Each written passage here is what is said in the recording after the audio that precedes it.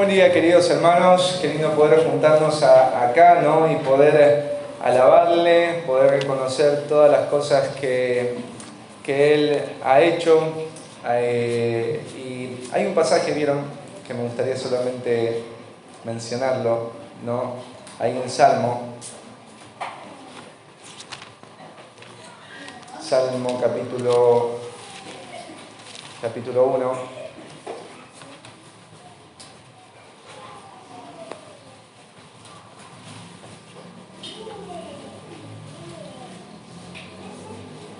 Versículos del 1 al 3 dice: Bienaventurado el varón que no anduvo en consejo de malos, ni estuvo en camino de pecadores, ni en silla de escarnecedores se ha sentado, sino que en la ley de Jehová está su delicia, y en su ley medita de día y de noche. Será como árbol plantado junto a corrientes de agua, que da su fruto en su tiempo, y su hoja no cae, y todo lo que hace prosperará. Y empieza este salmo diciendo: bienaventurado, no, feliz, contento, alegre, el hombre. Y de ese lado quizás tú estés hoy preguntándote ¿cuál es el camino para estar contento, alegre? Yo no creo que es normal que alguien no quiera estar contento. Creo que el mundo está proponiendo un montón de cosas para que la gente esté contenta. Pero la Biblia te dice acá que hay una manera en la que un hombre esté contento. Y esta manera no es solo una manera más, es la única manera. ¿Y cuál es esta manera? Dice, cuando este hombre no está tomando una ruta que tiene que ver acá con consejo de malos, camino de pecadores o silla de escarnecedores. Es una persona que ha escogido no caminar por las tinieblas. Hay hermanos que tienen autos, ¿no es cierto? Y de verdad aman sus autos.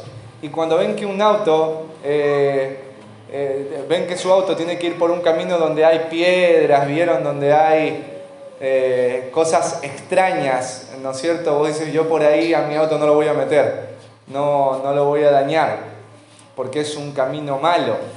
Y buscan un camino que sea bueno. ¿Sí? ¿No es cierto, José? ¿Sí? ¿O me estoy equivocando porque tú tienes un auto? No, uno busca un camino que no le haga daño al auto.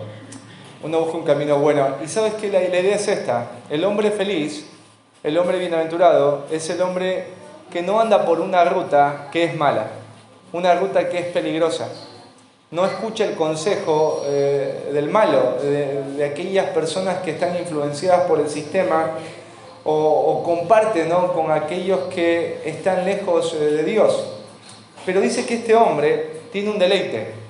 Este hombre dice que se deleita en la ley de Jehová. Es un hombre que busca conocer más a Dios y en ese conocer a Dios busca agradarle. Y dice que se deleita, y ahí está su delicia, dice de día y de noche. O sea, este hombre ha aprendido a encontrar su deleite en una sola cosa y tiene que ver con Dios. Entonces, cuando un hombre se deleita en Dios, o una persona se deleita en Dios y escoge no caminar por este tipo de camino, por sentarse en este tipo de silla, por escuchar este tipo de consejos, va a ser un hombre bienaventurado.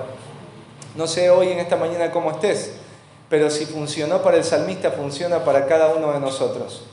Y es mi deseo, ¿no?, que hoy pueda ser la palabra de Dios el pensamiento que te lleve a deleitarte esta semana en Él, en su palabra y en su obra. Así que vamos a orar y a pedirle a Dios por su gracia. Señor, cuántas gracias te damos por tu palabra, Señor, que es tan viva, tan fiel, tan eficaz y que transforma, Señor, nuestros corazones. Señor, gracias porque tú a través de ella nos has marcado una ruta segura para nuestros pies y también, Señor, para todos los que vienen detrás de nosotros.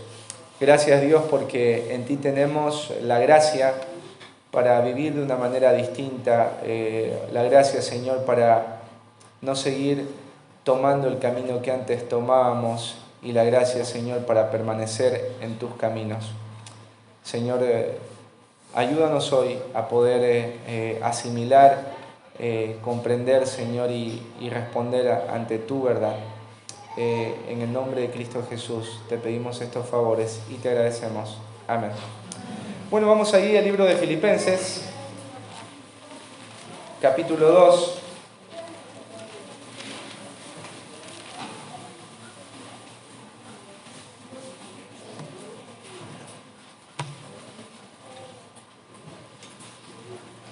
Bueno, cuando una persona se encuentra con Jesús, o cuando una persona logra entender lo que Jesús hizo, esto va a afectar tremendamente la vida de una persona. Y hoy estamos en una época en donde hay mucha gente que sabe de Jesús, sabe lo que Él hizo, pero no vemos que esto que Jesús hizo ha afectado su vida. Y uno dice, bueno, ¿de qué manera debería lo que Jesús hizo afectar mi vida?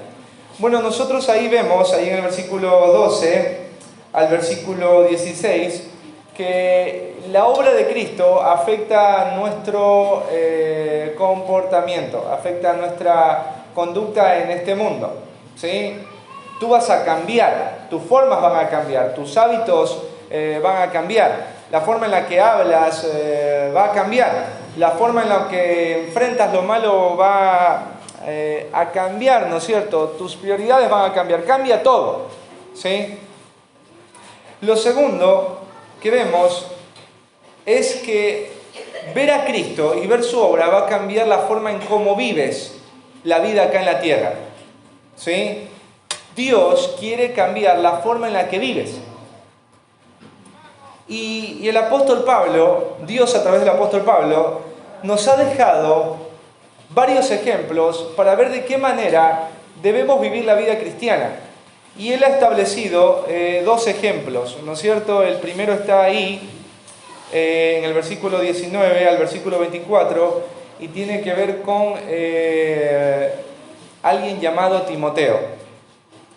Y Timoteo, por causa de Cristo, él empezó a vivir una vida comprometida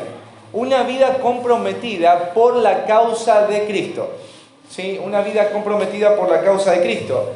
Y veíamos que vivir una vida comprometida por la causa de Cristo implica preocuparte por el estado de la iglesia.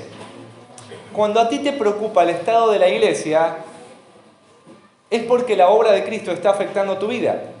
La iglesia, cada hermano en particular, es amado profundamente por Dios. A tal punto es amada la iglesia que dice la Biblia que Cristo dio su vida por ella. Entonces, la iglesia no es algo pequeño, no es algo menor. Y no te hablo de la iglesia como la estructura, ¿sí?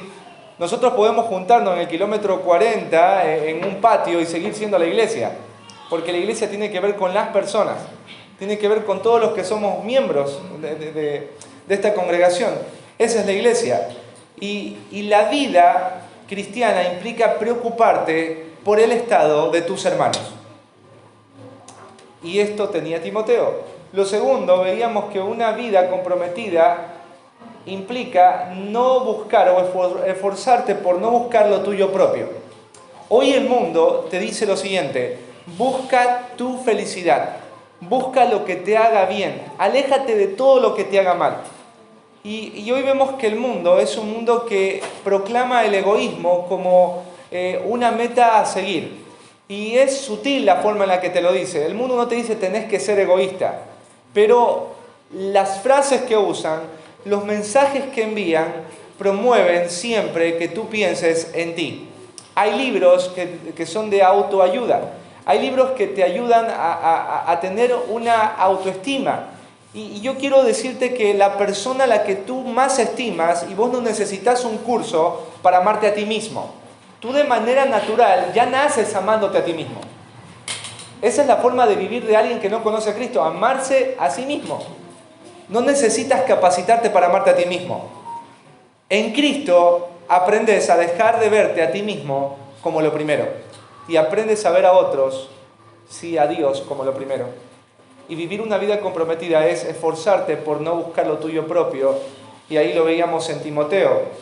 Y también veíamos ahí en Timoteo que vivir una vida comprometida implica renunciar a la voluntad de uno.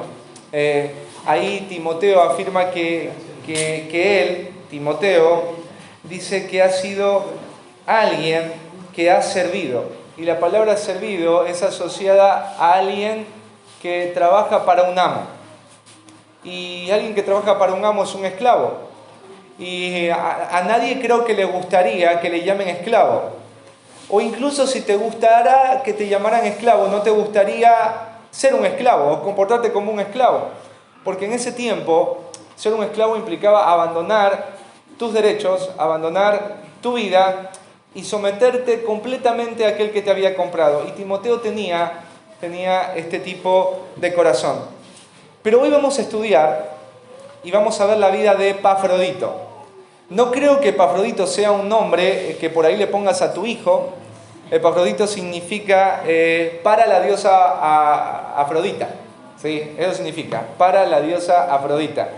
Y si Epafrodito se llamaba Epafrodito, ya vemos que sus padres no eran cristianos, obviamente eran gentiles, ¿sí?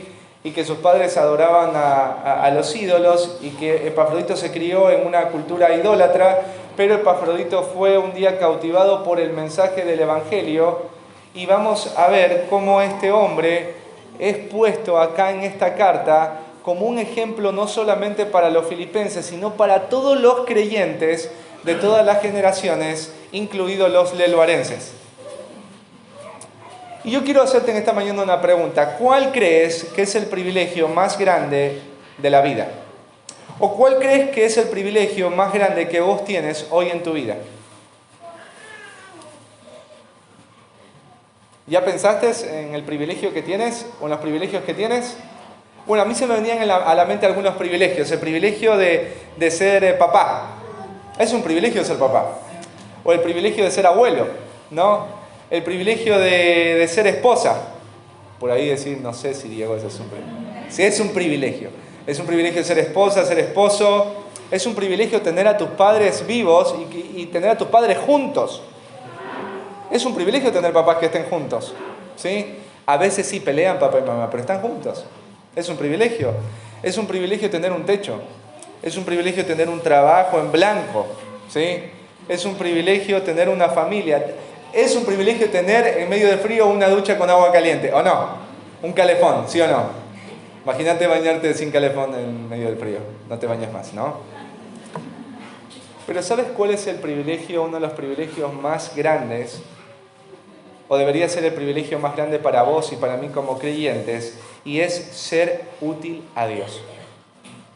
Ser útil a Dios es el privilegio más grande, o debería ser el privilegio más grande para un creyente.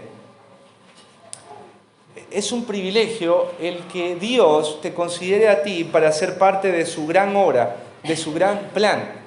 Imagínate, Él es un rey. No cualquier rey, es el rey más grande de todo el universo.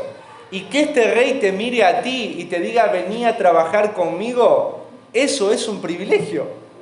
O cuando la reina de Saba visita a Salomón y ve a toda la gloria de Salomón, la reina de Saba dice, bienaventurados los hombres que están contigo, que te sirven. Porque el reino de Salomón era glorioso, no había otro rey como Salomón. Era un privilegio ser parte de la nación de Israel. Era un privilegio trabajar para ese rey. Era un privilegio que ese rey te haya llamado a ser parte de su corte. ¿Cuánto más debería ser un privilegio que el rey más grande que Salomón nos llame a ser parte de su gran obra? Qué hermoso privilegio es morir y decir, qué bueno que mientras estuve vivo fui útil para Dios. Qué hermoso llegar al final del día y acostarte y saber que tu vida fue útil para los propósitos de Dios. Y la segunda pregunta que te tengo que hacer es si estás siendo útil para lo que debería ser útil. Todo creyente tiene que ser útil para la obra de Dios. Pero la pregunta es si estás siendo útil para eso, para el Señor. Porque muchos de ustedes son útiles para tantas cosas. Y son unos genios para esas cosas para las cuales son útiles. Y te sientes bien con ser útil para eso. Estoy seguro que te sientes útil. Pero la pregunta, vuelvo a repetir, es si estás siendo útil para lo que debería ser útil. Bueno, nosotros vamos a ver que Epafrodito fue un hombre útil para la causa de Cristo. Y vamos a ver las características que Epafrodito tenía y que lo hicieron una persona útil para Dios. Y estas características que vamos a ver en Epafrodito son características que Dios ve en aquellas personas que le son útiles. Porque yo me quiero ir de acá sabiendo que quiero ser útil para el Señor. Y yo oro para que tú después de este mensaje digas, yo quiero ser útil como Epafrodito fue útil. Pero bueno, ¿qué características tendría que tener yo para ser útil como Epafrodito? Y vamos a hablar de 3 características. Y vamos a ir a Filipenses capítulo 2 y vamos a leer del versículo 25 al 30.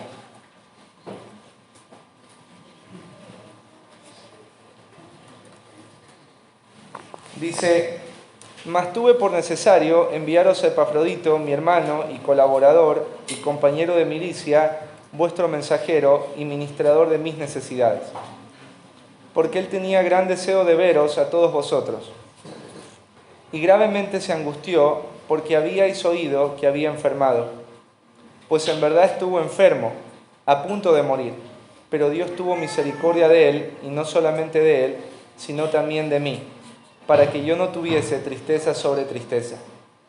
Así que le envío con mayor solicitud, para que al verle de nuevo os gocéis y yo esté con menos tristeza. Recibidle pues en el Señor con todo gozo y tened en estima a los que son como Él, porque por la obra de Cristo estuvo próximo a la muerte, exponiendo su vida para suplir lo que faltaba en vuestro servicio por mí. La primera característica de Epafrodito es que él fue útil para la obra de Dios por su conducta. Por su conducta. Ustedes saben que el apóstol Pablo estaba ahí en prisión en Roma y él estaba preocupado por el estado de los filipenses, por el estado de la iglesia. Así que él está ahí en la cárcel, está obviamente acompañado por gente, una de esas personas es Timoteo, y Pablo quiere, ¿no es cierto?, quiere hacer algo por sus hermanos, pero él no puede salir. Así que él está pensando en enviar a Timoteo, pero Timoteo está haciendo parte de muchas cosas que son necesarias para la obra y también para Pablo, y Pablo dice, no puedo enviar ahora a Timoteo. Timoteo quiere ir, Timoteo no busca lo suyo propio, pero ¿a quién enviaré? ¿Vieron cuando está ahí el Chapulín Colorado? Hay una situación difícil y dice, ¿y ahora quién podrá ayudarnos? ¿No? Y ahí aparece yo, el Chapulín Colorado. Bueno, en esta historia Pablo está así. Tengo que enviar a alguien a los filipenses. En Roma todos están buscando lo suyo propio. Timoteo puede ir, él tiene el mismo amor que yo tengo por los filipenses, él está dispuesto, pero aún no le puedo enviar. ¿Y ahora quién envío? Y ahí aparece el hermano Epafrodito. Sí, el hermano Epafrodito. Sí, por eso aparece la palabra más. Pero tuve por necesario enviaros a Epafrodito. Les voy a enviar a Epafrodito. Y ahí van a aparecer algunos títulos de Epafrodito, y estos títulos revelan el carácter o la conducta de de Epafrodito. Y déjame decirte algo, lo que tú haces o tu carácter está relacionado a lo que tú realmente eres. Tu conducta revela lo que tú realmente eres, ¿sí? Tú puedes, por ejemplo, conocer a un perrito o a un gatito por los sonidos que hace. Y vos, sin ver al perrito, sin ver al gatito, si escuchás un miau, ¿qué es? Un gato, ¿sí? Si escuchás un guau, ¿qué es? Otro perro, ¿no es cierto? ¿Sí? Entonces, vos te das cuenta por los sonidos, bueno, que es un perro, es un gato. Estos títulos que vos vas a leer de Epafrodito revelan lo que él es como persona. lo que él es como creyente. Mira, el primer título dice Pablo, él es mi hermano. Y la palabra hermano tiene que ver con no hijo de una misma padre, de un mismo padre o de una misma madre, o hermanos de sangre. Tiene que ver con la realidad de que Pablo veía a Epafrodito como un verdadero creyente de Cristo Jesús. Y ahí en Juan 1:12 dice, mas a todos los que le recibieron, a los que creen en su nombre, se les dio el derecho de ser llamado hijo de Dios. Pablo veía a Epafrodito como un hermano. ¿Por qué? Porque la conducta de Epafrodito era la conducta que tenía un hermano en Cristo. Y por eso Pablo le llama hermano en Cristo. Tú no le puedes llamar hermano a cualquier persona. Mi hija a veces, por ejemplo, hay personas que vienen a la iglesia y no están bautizados y rara vez vienen. Y a veces mi hija dice, ahí está el tío. Y le digo, mi amor, él no es tío. Me dice, papi, ¿por qué todavía no es tío? Y le explico por qué. Porque él todavía no ha creído en Jesús. Acompaña quizás a la tía, pero no es tío todavía. Oremos para que sea tío. ¿Sí? Porque no tiene un comportamiento de tío. ¿Sí?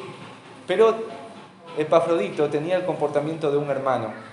¿Sí? Lo segundo, ahí Pablo le llama colaborador. ¿Sí? Y la palabra colaborador tiene que ver con alguien que está trabajando contigo en la misma empresa. El Audi entró a trabajar, por ejemplo, acá muy cerca, y el Audi viene con su uniforme, y cuando él entra, todos sus compañeros tienen el mismo uniforme. ¿Sí? Y en el área donde él trabaja, él ve que hay otros compañeros que están a la par de él haciendo lo mismo que Audi está haciendo. Y Pablo dice, Epafrodito es un colaborador. Pablo dice, yo reconozco que este hombre está trabajando conmigo en la misma empresa. ¿Y en qué empresa trabajaba Pablo? En promover el evangelio, en cuidar a los hermanos, cuidar a la iglesia. Y Epafrodito era un colaborador. Su conducta revelaba eso. Pablo no le está poniendo este título porque alguien le dijo a Epafrodito, tú serás ahora un colaborador. No, era un colaborador por su conducta. Porque Pablo veía que Epafrodito estaba trabajando en la misma empresa donde Pablo trabajaba, para el mismo jefe donde Pablo estaba trabajando, haciendo lo mismo. ¿Sí? El tercer título dice ahí compañero de milicia. Y el sentido tiene que ver con persona que vive, persona que sirve o participa del ejército, ¿no es cierto? Pablo ve a Timoteo, Pablo ve a Epafrodito y dice, él es un soldado. Y yo soy un soldado. Y los dos somos compañeros de ese ejército. Los dos están batallando contra el mismo enemigo. Los dos están batallando con las mismas armas. Los dos están combatiendo juntos, defendiéndose juntos, como lo haría un compañero. ¿Viste cuando gente va a la guerra? Hay una amistad, hay un compañerismo. Tú me guardas las espaldas y yo te guardo las tuyas. Vamos a luchar juntos en esta guerra. ¿Y cuál era la guerra que estaba peleando Pablo? La guerra de la fe. La guerra de exponer en medio de las tinieblas del mundo perdido el evangelio de salvación. Y Epafrodito era reconocido por Pablo como un soldado. Como un soldado, un fiel soldado de Jesucristo. Pero hay dos títulos más. Ahí Pablo dice vuestro mensajero. Y hasta este punto quizás nosotros pensamos que Epafrodito era quizás algún hermano de Roma, ¿no es cierto? O algún hermano de alguna otra iglesia. Pero acá aparece la palabra vuestro mensajero. ¿Y por qué Epafrodito es un mensajero vuestro? Porque Epafrodito había sido enviado por los filipenses a Roma. El viaje de Filipos a Roma era un viaje sumamente peligroso y largo, de más o menos 1228 kilómetros. La iglesia, cuando se enteró que Pablo estaba encarcelado, ¿qué hizo la iglesia? La iglesia levantó una ofrenda abundante, pero se necesitaba que un hombre esté dispuesto a dejar esa ofrenda. ¿Y quién fue el que alzó la mano para ir a dejar esa ofrenda? el hermano Epafrodito. Yo la voy a dejar. La Biblia no menciona si Epafrodito era papá. La Biblia no menciona si Epafrodito era un pastor o un líder. La Biblia solo te menciona que era un hermano y que este hermano estuvo dispuesto a ser un mensajero. La palabra mensajero tiene que ver con la palabra apóstol. Y un mensajero era alguien que representaba los intereses de otros. Epafrodito representaba el interés de toda una iglesia queriendo sostener la vida de un hermano llamado Pablo. Y Epafrodito estaba yendo ahí a un viaje sumamente largo para llevar esa ofrenda. Y el último título es ministrador de mis necesidades. ¿Sí? Esta palabra ministrador tiene que ver con una persona que trabaja para el servicio de una deidad. ¿Sí? El servicio que estaba haciendo Epafrodito era un servicio para Dios. Y este servicio para Dios, Pablo lo identificaba de esta manera por la actitud que había tenido Epafrodito, pero también por el sacrificio que había estado dispuesto Epafrodito de viajar tanto para poder ver a Pablo y asistir a Pablo en medio de su necesidad. La conducta es algo que Dios observa en cada hombre y en cada mujer que Él busca para su obra. Dios no va a utilizar a alguien que no está haciendo ya algo para Él dentro del lugar donde uno está. A veces uno desea ser útil, pero nuestra utilidad va a estar determinada por de qué manera yo hoy me estoy comportando o viviendo mi servicio a Dios dentro de mi iglesia local. Mira, veamos un ejemplo, vamos ahí a Hechos.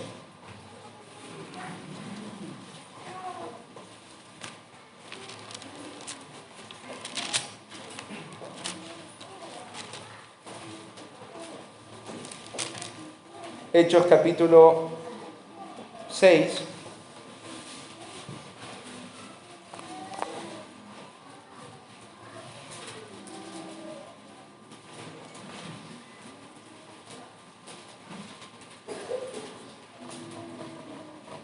Versículos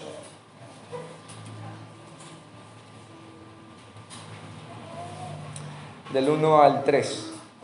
Dice, en aquellos días, como crecía el número de los discípulos, hubo murmuración de los griegos contra los hebreos de que las viudas de aquellos eran desatendidas en la distribución diaria. Entonces los 12 convocaron a la multitud de los discípulos y dijeron, no es justo que nosotros dejemos la palabra de Dios para servir a las mesas. Buscad pues, hermanos, de entre vosotros a 7 varones de buen testimonio, llenos de Espíritu Santo y de sabiduría, a quienes encarguemos de este trabajo. Sí, había una necesidad y era asistir a las viudas, eran creyentes, quienes estaban asistiendo a las viudas, los apóstoles. Hubo un problema entre las viudas griegas, las viudas hebreas, y ahí esto los llevó a los apóstoles a replantearse el trabajo que estaban haciendo y a decir, necesitamos ayuda, necesitamos que alguien nos ayude a llevar esta carga. ¿A quién buscamos? Bueno, buscaron a 7 hombres, y ahí te dice, hombres de qué tipo tenían que ser, hombres de buen testimonio. Y estos hombres de buen testimonio tiene que ver con hombres que de manera práctica, de manera visible, los hermanos de la iglesia puedan decir, estos hombres son llenos del Espíritu Santo. Estos hombres realmente son hombres humildes. Y bueno, ahí escogieron un hombre y este hombre fue Esteban. Esteban. ¿Por qué pusieron a Esteban? ¿Por qué Esteban fue útil? ¿Por qué Epafrodito fue útil? Por su conducta en medio de la iglesia. Y la verdad es que yo a veces me pongo a pensar en que quiero ser útil para Dios, ¿no? Pero, ¿cómo puedo yo ser útil para Dios si en medio del lugar donde yo no estoy haciendo lo que debería hacer? Dios no va a tomar o no va a utilizar a alguien que sigue sentado. Dios va a utilizar a los que ya están haciendo algo para Él dentro de su obra. Y Epafrodito era un candidato legítimo para Pablo. Pablo lo miró y dijo, estuvo dispuesto a hacer un viaje de 1228 kilómetros. ¿Sí? Este hombre que está dispuesto a tal sacrificio es propicio para enviarlo de vuelta a Filipos. Porque es un hombre que tiene una conducta que yo veo y que refleja que este hombre es útil para Dios. Te hago algunas preguntas. ¿Qué dice de ti la forma en la que te comportas dentro de la iglesia? ¿Qué dice de ti la forma en la que te comportas dentro de la iglesia? ¿Cómo te llamaría Pablo si viera la manera como vives tu vida cristiana? ¿Te llamaría hermano? ¿Te llamaría colaborador? ¿Te llamaría compañero de milicia? ¿Te llamaría mensajero? ¿Ministrador? ¿Cómo crees que te llamaría Pablo a la luz de tu comportamiento dentro de la iglesia? ¿Cómo crees que te llamaría? ¿Crees que tu conducta es útil como para que Dios te tome en cuenta? ¿Crees que Dios te tomaría en cuenta si hoy Él tuviera un plan? ¿Sí? Para otro barrio, para otra zona. ¿Vos crees que te tomaría en cuenta? Bueno, es algo que deberías preguntarte. Pero Dios quiere utilizarte. Pero la pregunta es, ¿tu conducta te hace útil? Mira, te voy a poner incluso un ejemplo. Imagínate que vos sos dueño de una fábrica. Y es una fábrica de madera. Y tú tienes que producir en esa fábrica. Y tú tienes un contrato con otra empresa que te va a comprar mucha cantidad de madera. Y vos tienes que dejar a un hombre a cargo para que ese trabajo suceda. Pero vos ves que el hombre que tienes disponible es un hombre que falta, es un hombre que siempre tiene argumentos para no hacer su trabajo. Vos ves que cuando trabaja lo hace todo desganado, ¿sí? Ves que a veces cuando vos llegaste del laburo, vos decís, ¿y dónde está Felipito? Y Felipito está almorzando, pero son las 4 de la tarde. 4 horas almorzando Felipito. ¿Qué está almorzando Felipito? Te hago la pregunta, vos como jefe de esa fábrica, ¿verías a este hombre útil para poder hacer esta labor para tu empresa? ¿Qué pensás? Sergito, ¿tomarías a Felipito? No. ¿Por qué no lo tomarías? Porque su conducta no lo hace útil. Su conducta no lo hace útil. Bueno, Epafrodito tenía una conducta que cuando Pablo veía su conducta decía, este es un hombre útil. ¿Sí? Lo segundo. Vamos otra vez a Filipenses.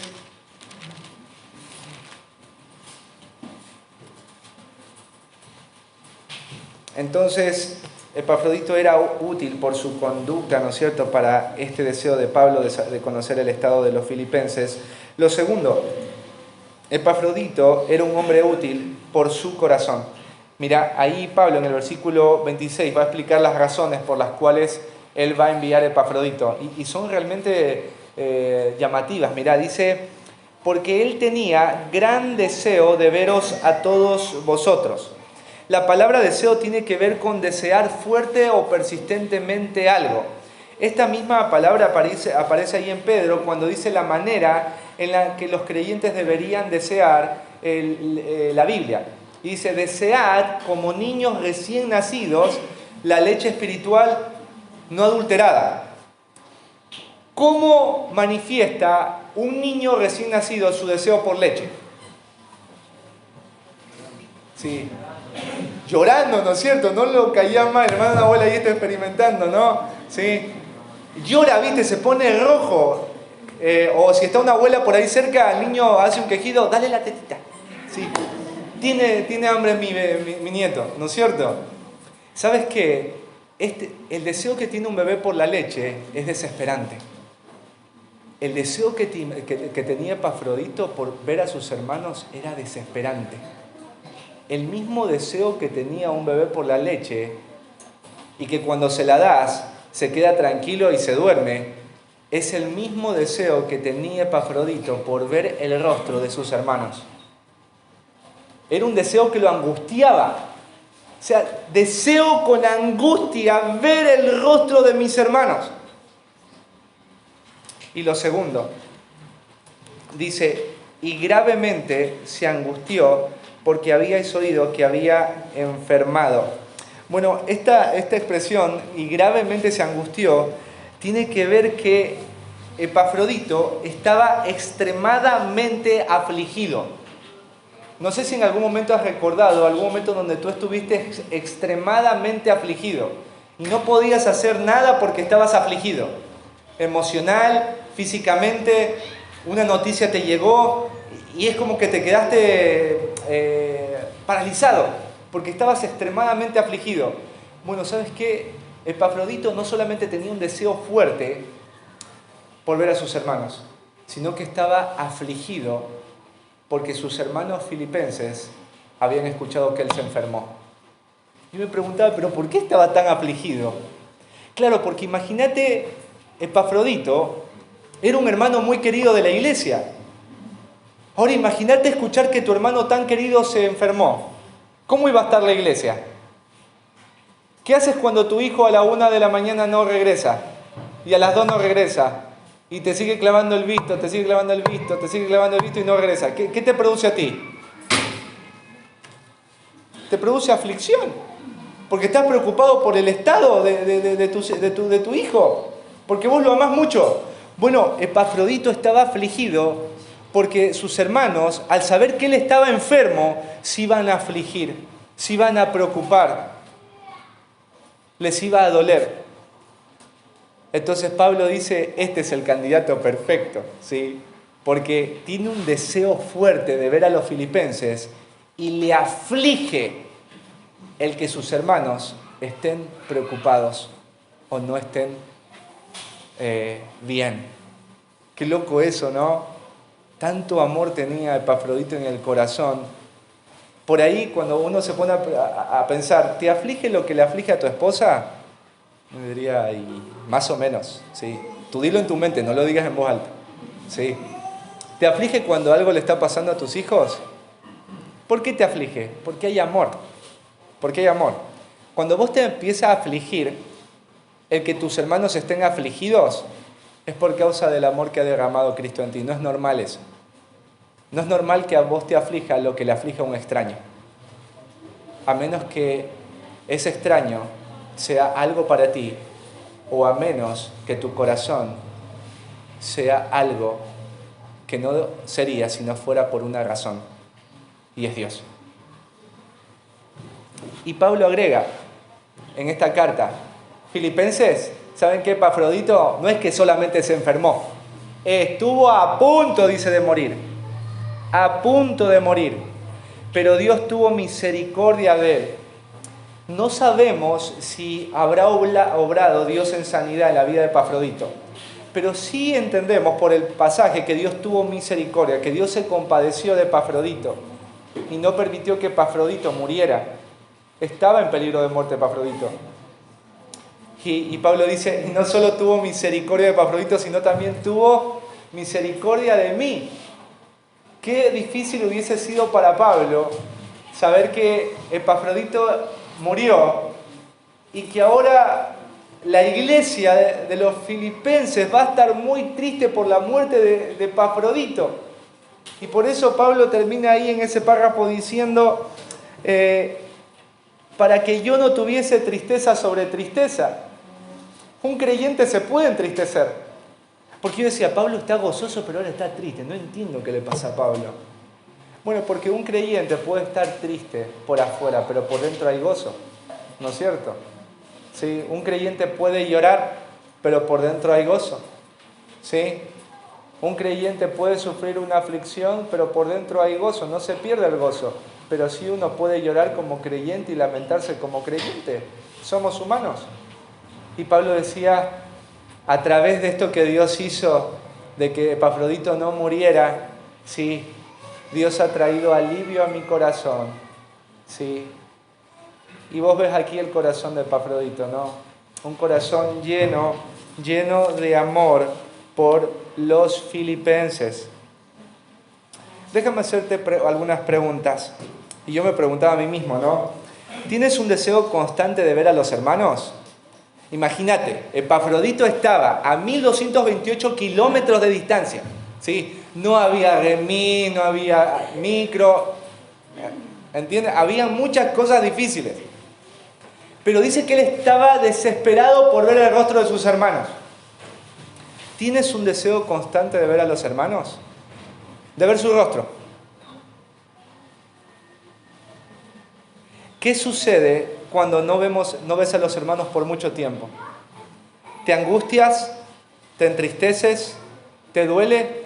¿O te da lo mismo? ¿Qué pasa cuando no ves a tus hermanos? ¿Viste cuando alguien dice, pero un domingo que no fui a la iglesia? Sí, es que esto no tiene que ver con ir a la iglesia. Dios y el rostro de tu familia debería ser el suficiente motivo para que vos querrás estar hoy. Porque eso es amor. ¿Qué pasa cuando no ves a los hermanos por mucho tiempo? ¿Te duele cuando tus hermanos están tristes o cuando su estado es grave? ¿Te angustia? Epafrodito, imagínate, él estaba casi a punto de morir y Epafrodito estaba angustiado porque sus hermanos ahora iban a estar angustiados. Epafrodito, ¿por quién debió de haber estado angustiado? Por él. Estuvo a punto de morir el elbarenses. Sí. Pero él no estaba angustiado porque él estaba a punto de morir enfermo, sino por cómo esto iba a entristecer a sus hermanos. Cuando un hermano está triste, ¿vos también compartes esa tristeza? Cuando a un hermano le duele algo, ¿vos compartes ese dolor? Ahora que Lisita está en el hospital porque ahí me mandó un mensajito, a Robert se le dobló un poco la carita y estaba babeando, ¿sí? Así que hoy Robert está mal. ¿Quién tiene que irlo a ver? Los epafroditos de la iglesia. ¿Quiénes van a ser epafroditos esta semana? Bueno, porque sabes que el grupo de la iglesia está para eso, para que vos cuando te enterés, no solamente digas voy a estar orando, sino para que eso te lleve a afligirte también por la aflicción de tu hermano. Para que te lleve a dolerte también por tu hermano. No es normal que vos leas que a un hermano le pasa algo doloroso y a vos no te duela. No es normal, no hay amor. Deberíamos preocuparnos un poquito. ¿Buscas que tus hermanos estén gozosos? ¿Sabes qué? Epafrodito buscaba eso. Pablo buscaba. Yo voy a enviar a Epafrodito porque cuando vean a Epafrodito se van a poner re contentos los filipenses. Me gustaría que Epafrodito se quede conmigo para no estar tan solito. Pero yo sé que mis hermanos filipenses van a estar más gozosos si Epafrodito va con ellos. Pablo está pensando en cómo hacer que sus hermanos estén más gozosos. ¿Cómo un hombre como Epafrodito no va a ser útil si está pensando en cómo hacer gozoso a sus hermanos? Qué lindo es cuando vos estás pensando en la semana, ¿cómo haría para que tal hermano que esté desanimado esté más gozoso? Y apareces con algo, o apareces tú, o le haces una llamada, o haces algo. ¿Por qué? Porque vos quieres que esté gozoso. ¿Y por qué quieres que esté gozoso ese hermano? Porque su gozo es tu regalo. Su gozo es tu regalo. Verle sonreír es tu regalo. Porque es carne tuya, porque es tu hermano. Ese amor solamente lo pone Cristo. Y cuando Dios ve a un hombre que ama así, Dios le dice, venite conmigo, tengo algo para vos. Pero si no hay ese amor, no podemos ser útiles. ¿Sí? Por último, vemos ahí que Epafrodito fue útil no solamente por su conducta, ¿no? Por su corazón, sino también por el coraje que tenía Epafrodito. Como dicen los argentinos, Epafrodito era un corajudo. ¿Sí? Un corajudo. Miren qué pasó con Epafrodito. Ahí en el versículo 28 dice, así que le envío con mayor solicitud, ¿sí? Con mayor urgencia. ¿Para qué? Dice Pablo, para que al verle de nuevo os gocéis y yo esté con menos tristeza. ¿Sí? 29 dice, recibidle, es una orden, recibidle. Y la palabra recibidle tiene que ver con, recíbanle con toda la pompa, ¿sí? Recíbanle de manera favorable. Busquen la compañía de este hombre, recíbanlo, ¿sí? Dice, en el Señor, y recíbanle con todo gozo, con todo regocijo, con una profunda alegría y entusiasmo. Vos dices, ¿por qué dice Pablo estas cosas, no? Parece como que Epafrodito fuera un héroe, ¿no? Y la verdad que sí. Y Pablo resalta por qué razón tienen que recibirle con todo gozo en el Señor a un hombre como este. Dice, versículo 30, porque por la obra de Cristo. ¿Cuál es la obra de Cristo? La iglesia. La iglesia. La expansión del Evangelio. Por la obra de Cristo. Dice, estuvo próximo a la muerte. A mí me humilla leer esto. Porque yo hasta ahora no he visto de qué manera por la obra de Cristo yo he estado a punto de morir. Y después expande lo que significa esto, Pablo. Dice, exponiendo su vida. La palabra exponer tiene que ver con arriesgarte de manera voluntaria a una pérdida o una tragedia. O sea, Epafrodito sabía que el viaje que hizo era peligroso, no era solamente cansador, era peligroso. Y obviamente que fue peligroso porque él se enfermó y estuvo a punto de morir. Epafrodito era un hombre sumamente valiente, sumamente valiente. ¿Y para qué expuso su vida? Dice, para suplir lo que faltaba en vuestro servicio por mí. Y ahí es como que entro como en una crisis, ¿viste? Un poquito, porque dice, por la obra de Cristo. Pero después Pablo dice, para suplir mis necesidades. Dice, pero ¿cómo conecto esto? La obra de Cristo y suplir las necesidades de Pablo. Bueno, porque Pablo estaba ahí por causa del Evangelio. Por causa de la obra de Cristo. Y el que Epafrodito haya llevado esta ofrenda, haciendo este viaje tan largo para llevar ese dinero a Pablo, era llevar esa ofrenda al mismo Cristo. Epafrodito lo veía de esa manera. Cuando yo me arriesgo por un hermano que está en la obra del Señor, trabajando, o sufro alguna pérdida por ese hermano, yo estoy haciéndolo para la obra de Cristo.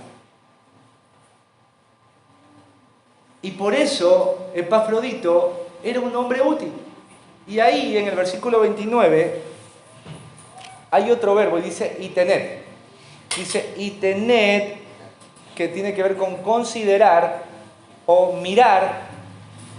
¿Cómo debemos mirar a Epafrodito? Dice, en estima a los que son como él. La palabra estima tiene que ver con precioso, de mucho valor. Filipenses, consideren preciosos, de mucha estima, a los hombres de la iglesia que están dispuestos, como Epafrodito, a con tal coraje exponer su vida por la obra de Cristo. ¿Sabes qué? A veces los héroes de la iglesia, según la Biblia, no son los héroes de la iglesia. Los héroes de la iglesia no son los grandes predicadores. Los grandes héroes de la iglesia no son los hombres que tienen una habilidad para hablar o hacer grandes cosas administrativas. Porque Epafrodito no era ni pastor ni diácono. ¿Sí? No era un predicador ni un profeta. Era solamente un hermano. Pero la Biblia dice que lo tengan como alguien precioso y de gran estima. Como un héroe. Recíbanlo como se recibiría un héroe. Con mucho gozo. ¿Por qué? Porque estuvo dispuesto al autosacrificio. Estuvo dispuesto al autosacrificio. Les hago una pregunta. ¿por qué nosotros tenemos esta carta? La carta de los Filipenses. Mirá, esta carta, uno de los propósitos de esta carta era Pablo queriendo agradecer a los filipenses por la ofrenda que había sido enviada. ¿Sí? ¿Quién llevó la ofrenda?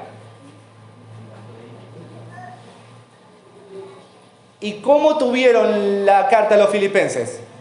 A través del mismo Epafrodito. Si Epafrodito no se ofrecía a hacer esos 1228 kilómetros de viaje, Pablo no recibía la ofrenda. Si no recibía la ofrenda, Pablo no escribía la carta para agradecer. Si no había alguien que traiga la carta hacia los filipenses, esta carta hoy no estaría con nosotros. ¿A quién utilizó Dios para eso?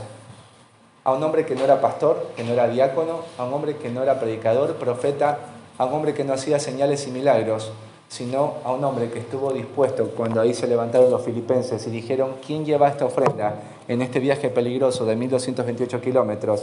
Y Epafrodito alzó la mano y dijo: yo voy. Yo voy.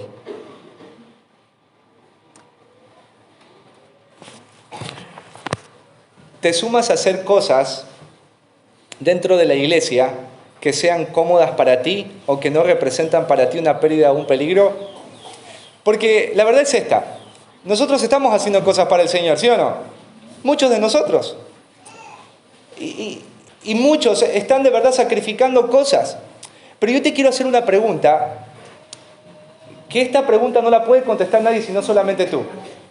¿Lo que estás haciendo para el Señor es por causa de tu comodidad o porque realmente del otro lado hay un deseo de sacrificarte por la obra del Señor? Porque cuando alguien te llama a hacer algo para el Señor, uno empezaba a pensar: ¿cuáles son los riesgos? ¿Qué pierdo? ¿Qué gano? ¿Me conviene o no me conviene? Y cuando pensamos así, no hay una disposición al autosacrificio. ¿Viste? Cuando alguien dice... O sea, yo me pongo a pensar en Epafrodito y uno le preguntaría: Epafrodito, ¿vos estás pensando en lo que vas a hacer? Lo sabía. Pero a veces nosotros carburamos mucho para servir al Señor. No, es muy tarde, no, muy lejos, no, muy peligroso, no, y esto, no, y aquello, y no me siento cómodo, a mí no me sale. Les hago una consulta: ¿se puede ser útil para el Señor teniendo una actitud así? ¿Qué piensan ustedes de Lorenzo? No se puede, ¿no es cierto? Claro que no. ¿Qué actitud tienes cuando se requiere que hagas algo que puede ser un riesgo para ti? ¿Qué pasa cuando te piden algo que es un riesgo para ti, pero tú sabes que es para la obra del Señor? ¿Qué haces? ¿Qué pérdidas por la obra de Cristo te han llevado a no querer comprometerte más? ¿Viste? Porque llega un momento en que el ministerio se hace muy pesado, ¿sí o no? Y uno dice: no, el otro año, sí, sabático cristiano. Sí, lo di todo este año. No, el otro año tengo que descansar un toque porque hasta calvo me estoy quedando. De tanto que tengo que hacer para el Señor. Y a veces, ¿sabes qué? Muchos de nosotros hemos dejado de hacer lo que es para el Señor porque es un riesgo, porque nos cansa, porque por ahí llegamos con las justas a cosas que nos gustaría. Bueno, si yo tengo esa actitud, no voy a ser útil. ¿Qué cosas Dios te está llamando a hacer y no lo has hecho por cobardía? ¿Qué cosas Dios te está llamando a hacer pero no lo has hecho por cobardía? ¿Sabes? Para que tú tengas, ¿alguna vez ustedes se metieron en el YouTube y vieron Héroes de la Fe? ¿Sí? ¿Han visto? ¿Sí? Bueno, hay la historia de un hombre que no me acuerdo el nombre, ¿sí? Justo ahora no me acuerdo el nombre. Pero este hombre tuvo que dar su vida para que los ingleses tuvieran la versión de la Biblia en inglés. ¿Cómo?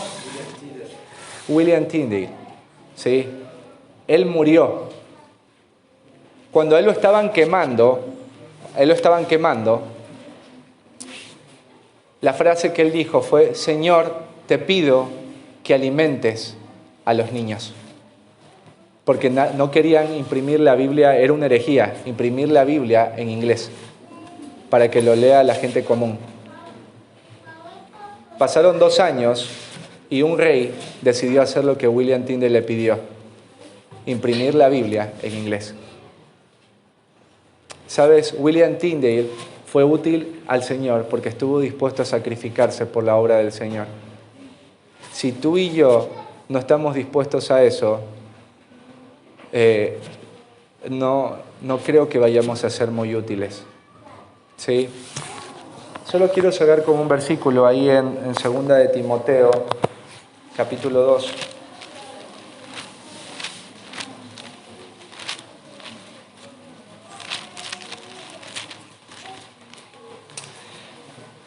Versículo 21 al 23.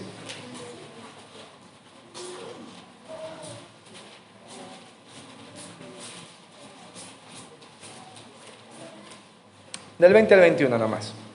Dice: pero en una casa grande, 2 Timoteo capítulo 2, versículos 20 al 21. Dice: pero en una casa grande no solamente hay utensilios de oro y de plata, sino también de madera y de barro. Y unos son para usos honrosos y otros para usos viles. Así que, si alguno se limpia de estas cosas, será instrumento para honra, santificado, útil al Señor y dispuesto para toda buena obra. Aquí la figura que se utiliza es la figura de una casa. En una casa hay un montón de utensilios, ¿no es cierto? Ahí cuando voy a la casa de la Beticita tiene ahí un aparatito de vidrio donde tiene ahí la porcelana y las tacitas especiales, ¿no es cierto? Cuando vienen las personas que ella invitó. Acá está la Beticita. ¿Sí? Betty, ¿dónde está la Beticita? Sí, es verdad, Beticita, ¿no es cierto? Sí. Y usted la utiliza de manera especial, ¿no?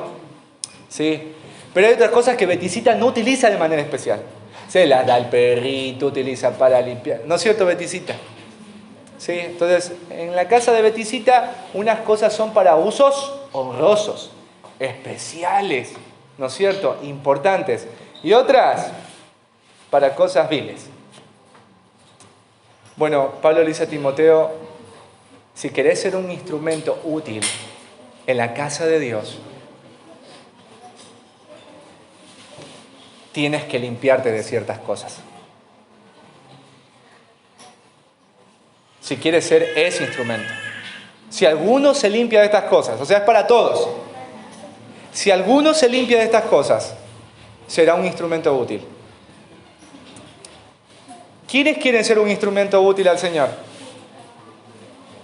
¿Sí? Alza la mano. ¿Quién quiere ser un instrumento útil al Señor? ¿Sí? Yo de verdad quiero ser un instrumento útil al Señor. Bueno, Dios a través de Epafrodito te dice: conducta, corazón, coraje. Y Pablo te dice: limpieza. ¿De qué tenés que limpiarte? ¿Qué tenés que limpiar en tu vida? ¿Qué tenés que sacar en tu vida? Hoy te quiero animar a eso.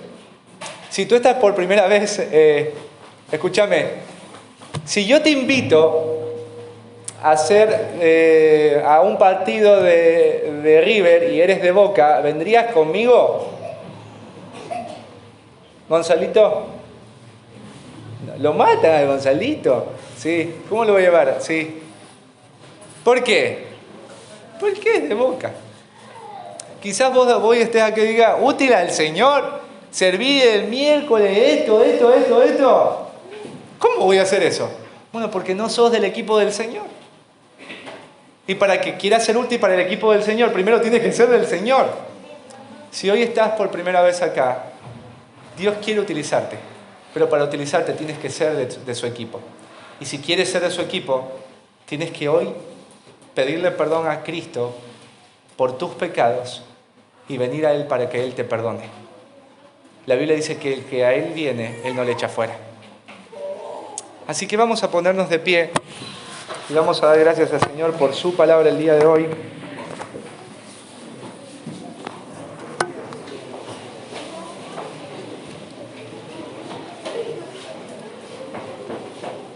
Así que la obra de Cristo nos va a llevar a ser útiles para la obra del Señor, como lo fue ¿quién? Epafrodito. ¿Cómo somos útiles? Nuestra conducta. ¿Sí? ¿Qué es lo que estamos haciendo dentro del lugar donde Dios nos puso? El corazón. ¿De qué manera estoy amando hoy a mis hermanos? El coraje. ¿Qué riesgos estoy dispuesto, qué pérdidas estoy dispuesto a enfrentar por la obra del Señor? Oremos para ser como Epafrodito. Imagínate si los hombres de esta iglesia fuéramos Epafroditos. ¿Sí? O las mujeres de la iglesia fueran Epafroditas. Imagínate la gloria que le traeríamos a Dios. Pero sí que Dios va a hacer eso con cada uno de nosotros. Porque la obra de Cristo nos va a llevar a ser como Pablo, nos va a llevar a ser como Timoteo, como Epafrodito, pero sobre todo como Cristo. Demos gracias al Señor.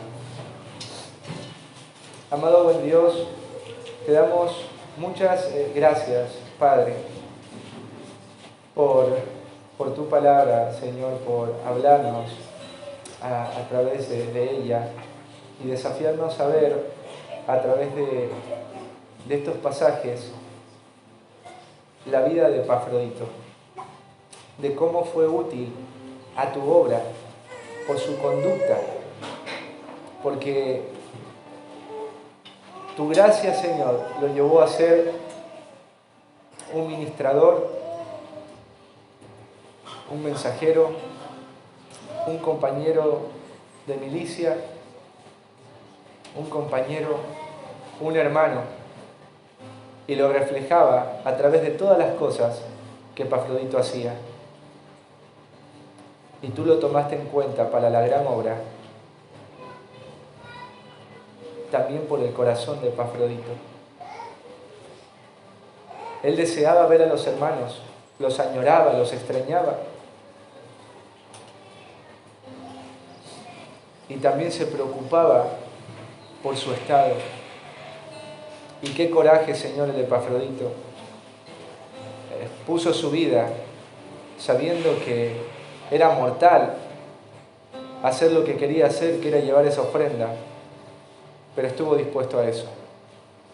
Y te agradecemos, Señor, porque por causa de Epafrodito, por tu gracia en su vida, nosotros hoy tenemos una carta, la carta de los Filipenses. Y a través de esta carta podemos conocer más de quién tú eres, de lo que Cristo es, de lo que la iglesia es y de cómo debemos conducirnos. Bendito Dios, danos un corazón como el de Epafrodito, dispuesto al autosacrificio, dispuesto a pensar en lo eterno y no en lo pasajero, dispuesto a pensar en otros y no en Él, dispuesto a arriesgarse, a amar y a servir. Gracias, Señor, te damos. En el nombre de Cristo Jesús. Amén.